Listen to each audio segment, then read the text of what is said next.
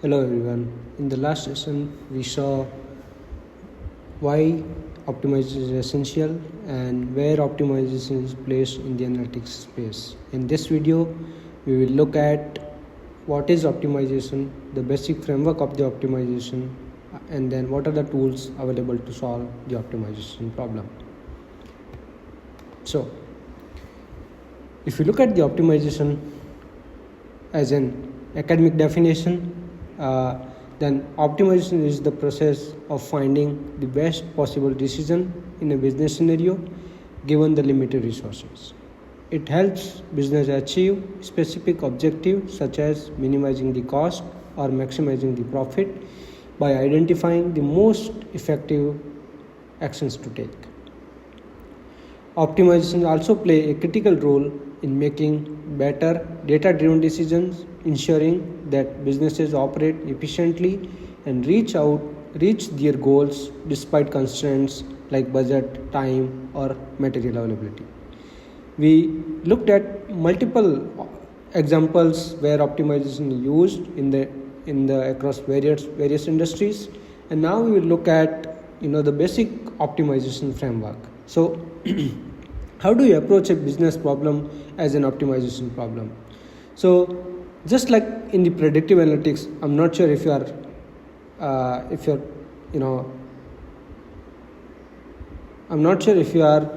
sure of how the predictive analytics works, but in the predictive analytics follows a framework, and optimization also has a structured approach as well.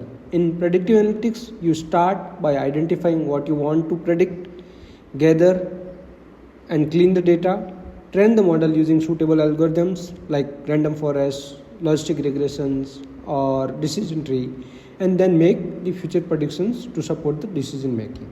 Similarly, in the optimization also involve the three key components. When we talk about the optimization framework, it involves three key components.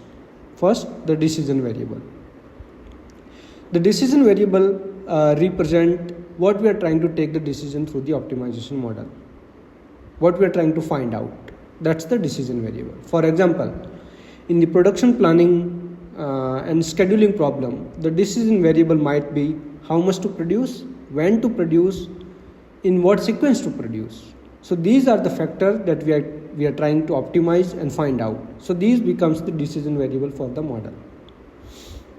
The next component of the optimization framework is the objective function. Now this is the goal that you are trying to achieve through the optimization.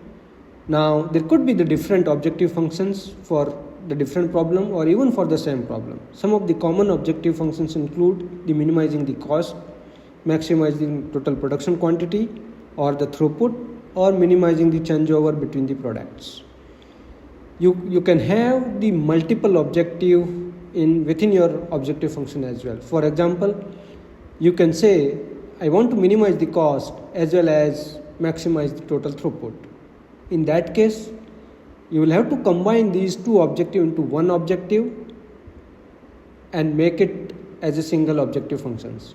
There are commercial solver which also gives you the options to specify the multi-objective, and you can also specify the objective in the hierarchy term, but we will look at those in the future videos. The next component of the objective of the optimization model is the constraints. Now, what are the constraints? Basically, these are the conditions that must be met for the solution to be feasible. What it means is that, let's say, whatever the value the decision variable takes, those should be feasible to implement in the actual ground or in your business case. So the constraints are your availability of the raw materials, the total production capacity in a day. So those becomes the constraint, right? Now you can't use more resource than what is available, and hence the availability of the resources becomes the constraints for the model. Let's take an example of the routing problem. So again, we took this same example in the last video as well. So consider this, that you want to visit all the capital cities of the states in India. Now, which city to visit and in what order, which route to take becomes the decision variable. Now, in this case, the decision variable again would be which city to visit and in what order. Do you want to visit first Mumbai, then Jaipur, then Lucknow, or what should be that order of the visiting the cities? The objective function. The objective function could be here minimizing the total travel cost, the constraints. Now, there could be the different constraints here in this case. For example, few cities would have the bus or train connectivity, while other might have the air connectivity as well. Another constraint could be that you want to visit each city only once, or that all cities must be visited within a given time frame. There could be other constraints like you want to stay in a city for 2 days, in some other cities for 3 days. So these becomes the constraint, and the objective function is to minimize the travel cost, and we want to know in what order we should visit these cities and what route to take. Should we take from Jaipur to Mumbai bus, train or air? Since all of these options will have different cost.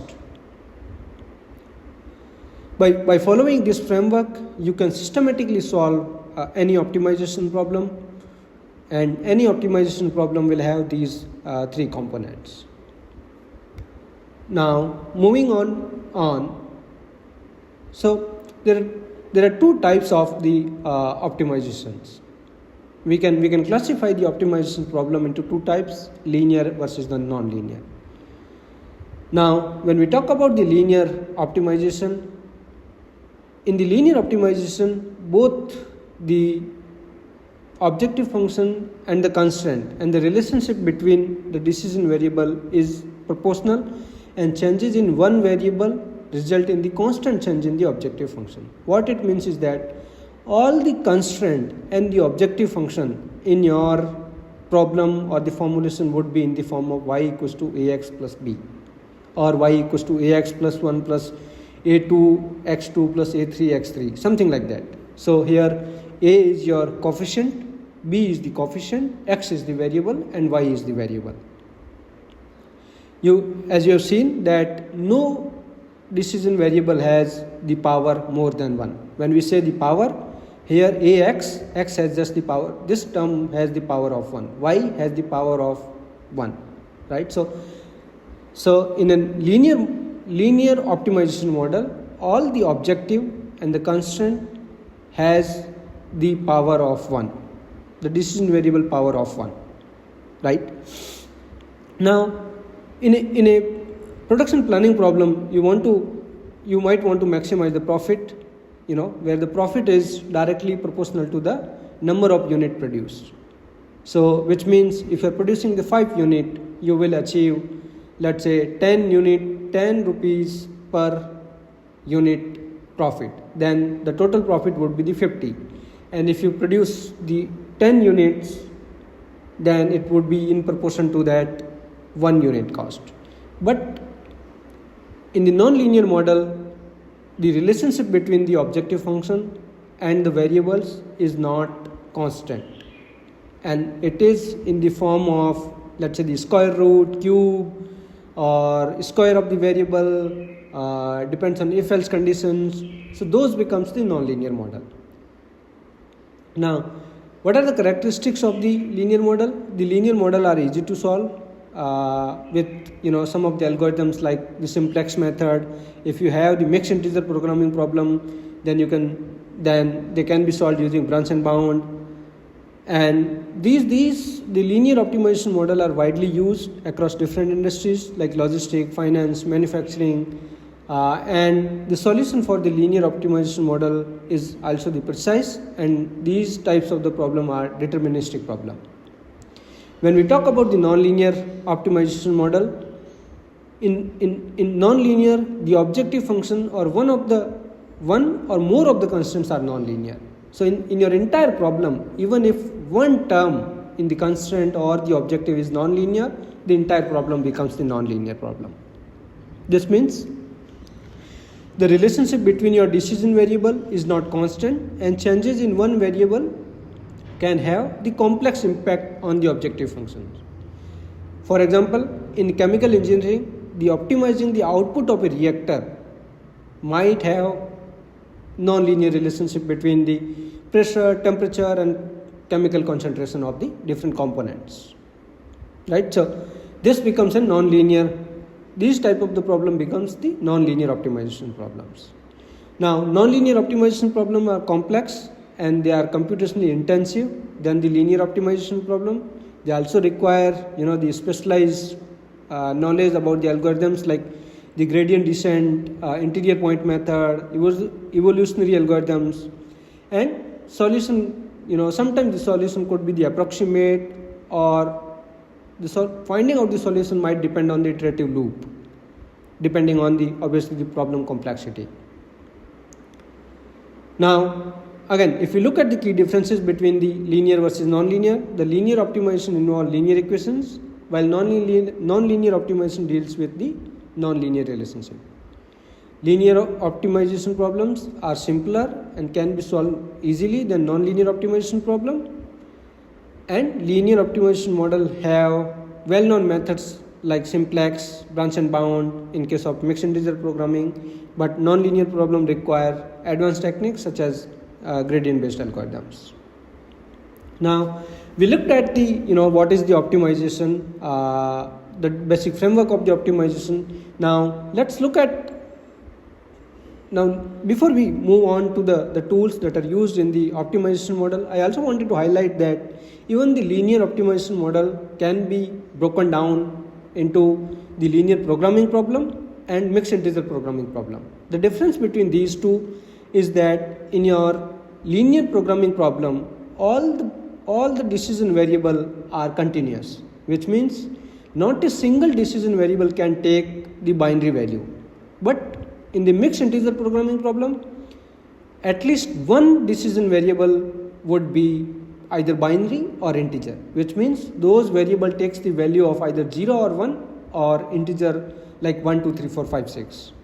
So in your problem, if the decision variable are either binary or integer, which means the decision that you are taking either yes or no kind of the decision, then they become the mixed integer programming problem. Otherwise, they becomes the linear programming problem. Now, moving on to the what are the tools that are available to solve. So we have divided the tools that are can be used to solve the optimization problem into two different categories, like the modeling platform and the optimization solver. Now, what's the difference between them is the modeling platform provides you an interface for formulating the optimization problem. For example, you can write the code in terms of what are your decision variable, what are the constraints, what are the objective functions in a well structured manner. On the other hand, a solver is kind of an algorithm which solves the equations that you feed in. So it's a computational engine which solves the optimization problem, and the solver uses the algorithm like simplex, branch and bound, branch and cut. There could be more to find the optimal solution.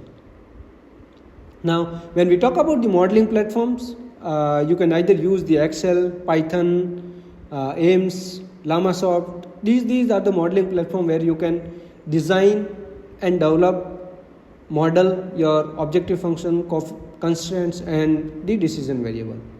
Once you have the model ready, you would require a solver to solve the set of the equations. Now that's when either you will have to use the open search solver or the commercial solver. In terms of the open search solver, we have the open solver. There is also inbuilt solver in Excel which has very limited scope. And then in terms of the commercial solver, you have the Gurobi, Cplex, FICO, and they would require a commercial license for you to solve an optimization problem.